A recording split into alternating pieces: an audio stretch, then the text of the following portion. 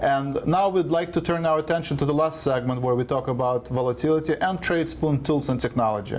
So first, I'd like to point your attention to our seasonal charts. We have been working for the past couple of months. We released a lot of new enhancements. So if we're talking about volatility, one of the ETFs that you can use as a proxy for volatility is ticker symbol VXX. On your chart, you see both the green line. It's a seasonal chart that shows you how volatility usually behaves from quarter to quarter, from month to month. And we also see a candlestick chart. This is the current prices you can see on your left for January and February. And on your right, we see prices from the last year, November, December. We do this to normalize the relationship between the current prices and seasonal chart. You see the correlation of 71% since 2013. So you know for the past 2 years, the current prices has been highly correlated to the price action for the seasonal chart.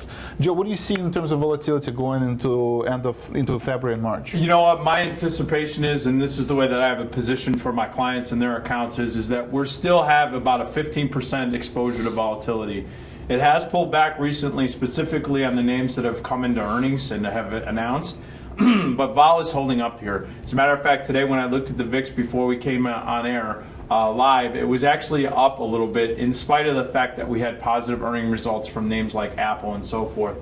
And the market was up a little bit on the open. I do think that as we get through the earnings cycle and into early February, that vol will start to drop off universally. Because I think that the earnings will start to really bolster the potential upside. I want to keep an eye on that, so I'm going to keep that exposure. If I see that there's another spike in volatility, I might take advantage of getting out of some of my position and also buying on weakness. I want to stress, as you have and I have throughout all of these videos, look to buy when on dips, but do it prudently.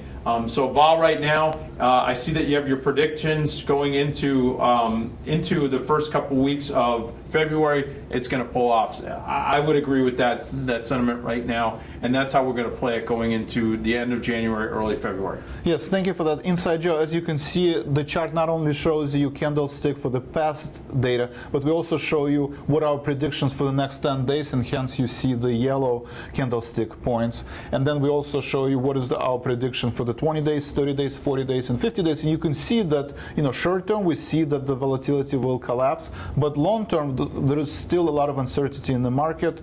A lot of U.S. companies are exposed to income in Europe. So pay attention to small cap stocks, pay attention to large cap stocks, look at that divergence, and pay attention to volatility, making sure you're taking advantage of volatility, and hedge your portfolio.